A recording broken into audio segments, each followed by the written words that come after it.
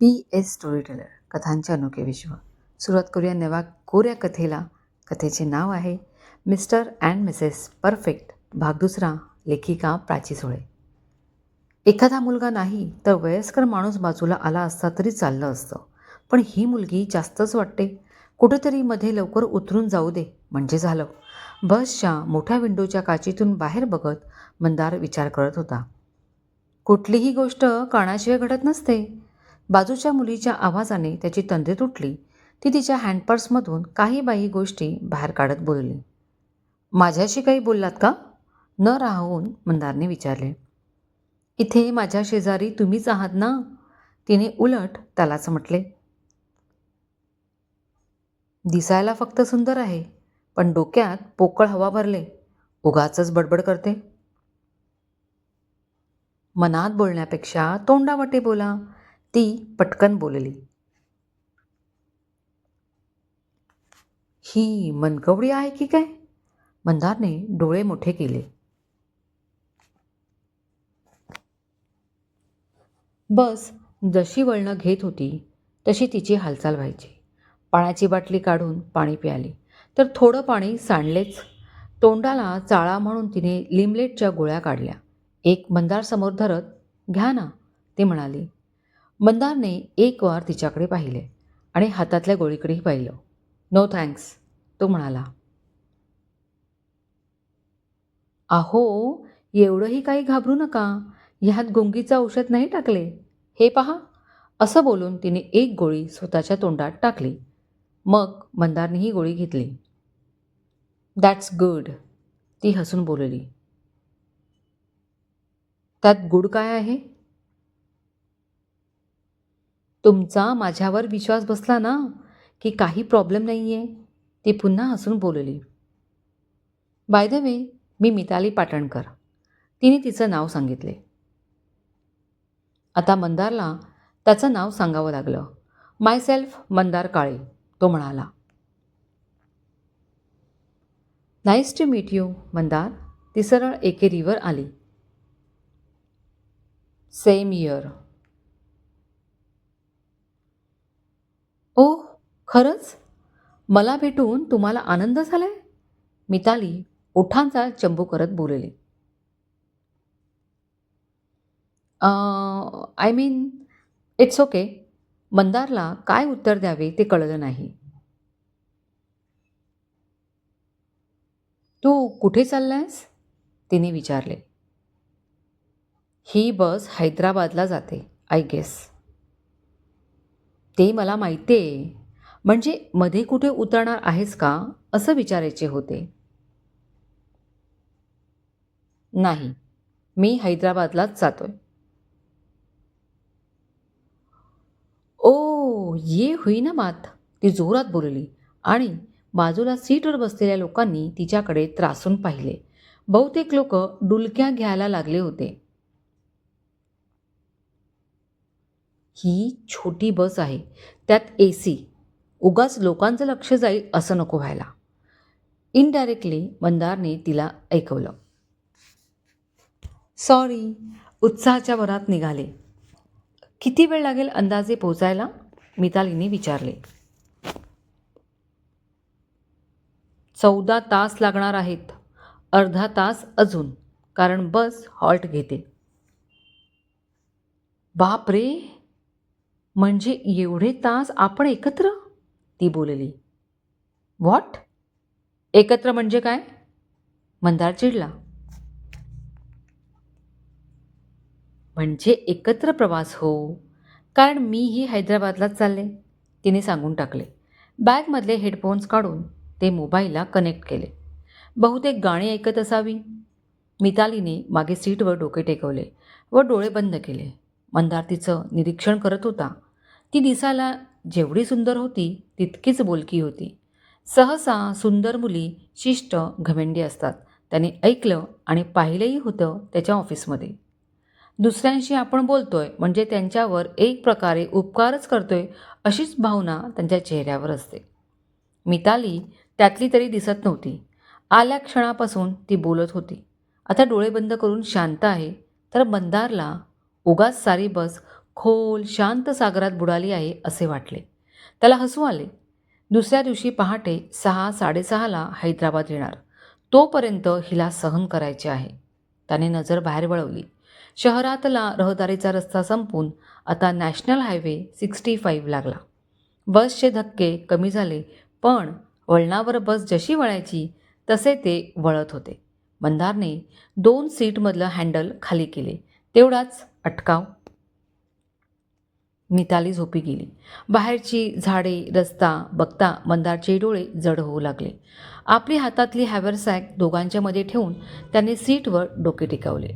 5 मिनिटे झाली नसतील तो त्याचा फोन वाजला. त्यांनी पाहिले. स्क्रीनवर ID नाव झळकत होते. हॅलो आई. हॅलो सोन्या, कुठवर पोचलास? बस मिळाली, व्यवस्थित आहेस, एक फोन तरी करायचा आहेस रे.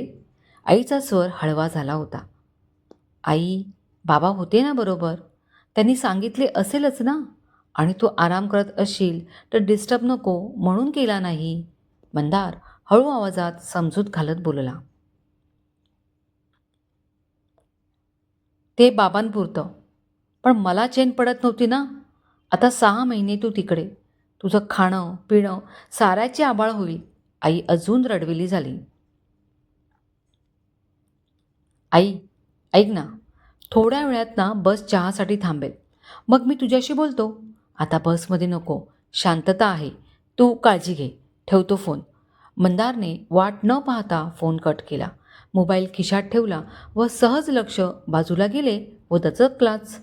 मिताली टक्क डोळे मोठे करून त्याच्याकडे पाहत होती. काय झाले? Anything wrong? तिच्या अशा बघण्याने मंदारने तिला विचारले. मी सगळं ऐकलं. काय?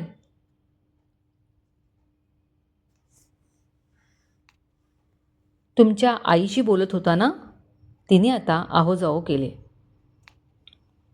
हो. मग त्यात काय? आई एवढी प्रेमाने मायेने विचारते आणि तुम्ही कॉल कट करण्याच्या मागे?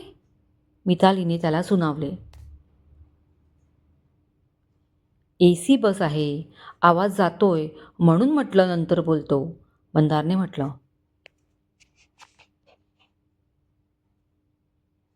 "हं. लोक काय म्हणतील म्हणून आपण आपले मार्ग विचार बदलायचे का? सगळी शांतता आनंदमयी नसते. कधी कधी ती भूतासारखी अंगावर येते, खायला उठते. त्यावेळी वाटतं कोणीतरी जोरात बोलावे, ओरडावे, आजूबाजूच्या लोकांची बडबड कानी पडावी. इथे तर तुमची आई होती आणि शांतता भंग पावेल म्हणून तुम्ही तिचा मायेचा आवाज दाबला. काही क्षणांपूर्वी सतत हसून बोलणारी मिताली गंभीर झाली. तिच्या चेहऱ्यावरची नाराजी स्पष्ट दिसत होती. आय एम सॉरी, मी तुमच्या पर्सनल विषयात शिरली, पण राहावले नाही म्हणून बोलले. मितालीने बोलून परत डोके सीटवर टेकवले व डोळे बंद केले. मंदारला कसं रिॲक्ट व्हावं ते कळलंच नाही. तो फक्त तिच्या चेहऱ्याकडे पाहत राहिलं. उथळ पोकळ बडबडी म्हणता कधी तिने ज्ञानामृत पाजले समजलंच नाही. का ती एवढी गंभीर झाली? मंदार विचार करत होता. बस थांबली. पुढच्या सीटवर बसलेला कंडक्टर उठला. 20 मिनिटे ही बस रुकेगी, चाय नाश्ता करके आओ, त्याने म्हटले व स्वतः दार उघडून खाली उतरला. तो आणि ड्रायव्हर बोलत बोलत त्या कॅन्टीनवजा हॉटेलमध्ये शिरले. हॅलो मिताली, बस थांबले, मला खाली जायचे. मंदार उभा राहत बोलला. मितालीने डोळे उघडले. बस 20 मिनिटे थांबणार आहे, मला कॉफी घ्यायची आहे, तू येणार का?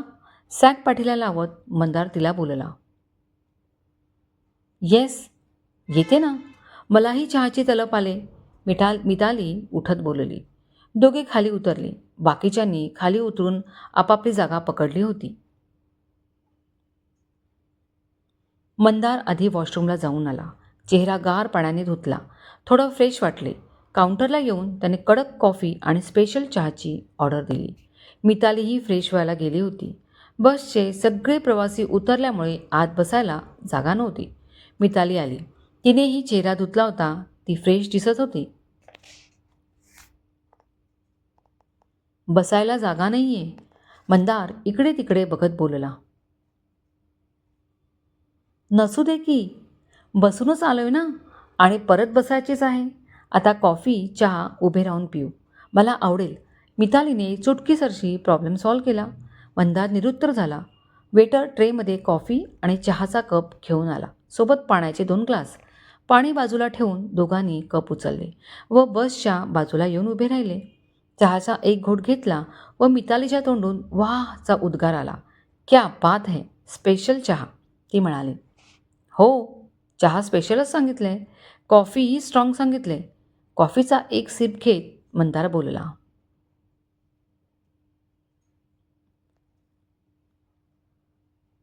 तुम्ही मुंबईचे का?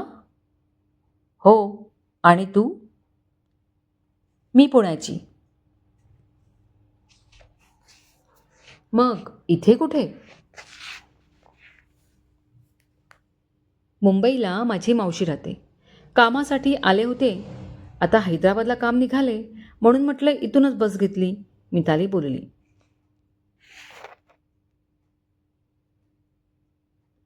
ओ, आय सी. ओके. दोघांनी कॉफी व चहा संपवला. मंदारने च्युइंगम, कॅडबरी आणि पाण्याची बॉटल घेतली. मितालीनेही पाणी घेतले. बरं वाटलं जरा उभं राहून, मंदार बोलला. मग परिस्थिती कशी असायला हवी हा विचार न करता त्या परिस्थितीत काय करायला हवे याचा विचार करावा. पुन्हा तिने बोधामृत पाजले. ती बसमध्ये चढली. मंदार पाठोपाठ चढला. कंडक्टरने आत येऊन बेल मारली. सगळे पॅसेंजर आले याची खात्री करून त्याने ड्रायव्हरला बस सुरू करण्याची अनुमती दिली. सगळे बसले. मंदार, तुम्ही आईला कॉल करणार होता ना बस थांबल्यावर? पूर्ण विसरलेले दिसता. मितालीने त्याच्याकडे सहेतूक बघत म्हटले तर मंदार तिच्या बोलण्याने अवाक झाला. त्याचा चेहरा पाहण्यासारखा झाला. असू दे. आईला कुठे माहिती आहे बस थांबली आहे ते? नेक्स्ट जेवणासाठी थांबली की करा. आता उगाच टेन्शन घेऊ नका.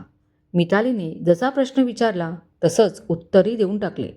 तिची मगाची लिमलेटची गोळी तोंडात टाकून तिच्या हँडपर्समधून एक पुस्तक बाहेर काढलं व तिने त्यात डोकं खुपसलं. क्रमश. कथेचे हक्क लेखिकेकडे सुरक्षित. कथा कॉपी करण्यास सक्त मनाई आहे. कथा लिखित व आवाज प्राची सुळे. मनपूर्वक धन्यवाद.